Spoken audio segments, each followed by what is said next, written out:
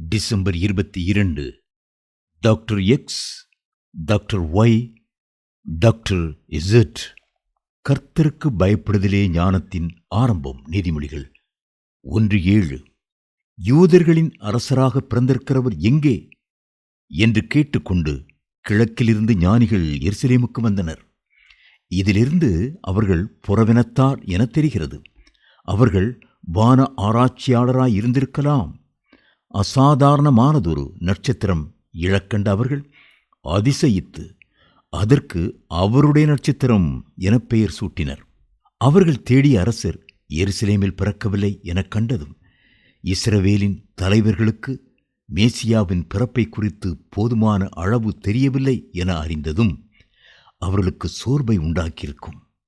பயணமும் நெடுந்தூரமும் மிக களைப்புமானது. ஆனால் அவர்களது மெய்யார்வத்தை கடவுள் மதித்தார். அவருடைய நட்சத்திரம் அவர்களுக்கு திரும்பவும் தோன்றச் செய்தார். அவ்விண்மீனைக் கண்டதும் அவர்கள் மட்டில்லா மகிழ்ச்சி அடைந்தனர். இதோ நமக்கோர் ஊக்கம் தரும் படிப்பினை. இறை சித்தம் அறிந்து கீழ்ப்படிய நாம் உண்மையாய் விரும்பினால் இடையிலே தற்காலிக தாமதங்களும் தெரியாது வழி விலகல்களும் இருந்தாலும் அவர் அதை நமக்கு வெளிப்படுத்துவார். நேர்பாதையிலிருந்து நாம் வழி விலகினால் நம்மை திருத்தி நடத்தும் திருக்குறள் நமக்கு நிச்சயம் உண்டு. நீங்கள் வலது பக்கமோ இடது பக்கமோ சாய்ந்தால் வழி இதுவே, இதிலே நடந்திடுங்கள் என்று உங்களுக்கு பின்னால் சொல்லும் குரலை உங்கள் காதுகள் கேட்கும். ஏசாயா 30:21. தங்கள் நாட்டிற்கு திரும்ப வேண்டிய போது அந்த ஞானிகள் இன்னும் ஞானிகளாயினர்.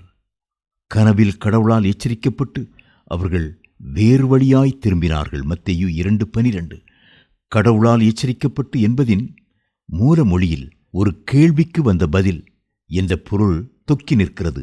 ஆம், தங்கள் அறிவையே சார்ந்திருந்து எருசலேமுக்குச் சென்றதால் அவர்கள் செய்த தவற்றை மீண்டும் செய்யாதிருக்க கடவுளிடம் தெளிவான நடத்துதலுக்காய் வேண்டியிருப்பர். கடவுள் நம்மை தவறு செய்துவிட்டாலும் அதிலும் ஒரு படிப்பினை வைத்திருப்பார். எருசலேமிற்கு செல்லாது வேறு வழி என்றால் அவர்கள் தெற்கே எபிரோன் வந்து அங்கிருந்து கடலோரமாய் கரடு முரடான பாதையில் காசாவுக்கு சென்று பின்னர் இன்னொரு சாலையில் வடக்கே சென்றிருக்க வேண்டும். வழியில் நாசரேத், கப்பர்நகூம் ஆகிய ஊர்கள் வழியே தமஸ்கு சென்றிருப்பார்கள். இது இன்னும் நீண்ட கடின பிரயாணம். ஆம், கீழ்ப்படிதலுக்கு கிரயம் செலுத்த வேண்டும். அரசனை காணாமல் இருப்போமோ, நமது ஆயுளை வீணாக கழிப்போமோ, அரமனையில் அவரை காணோமே, அதை அகன்று தென்மார்க்கமாய் திரும்புவோமே. மறைந்த ஊடு அதோ பார்த்திரும்பினதே, பெத்லேம் வாசலில் நம்மை கொண்டு சேர்க்குது பார். கீர்த்தனை ஜீசே வேதநாயகம் ஐயர், சென்னை.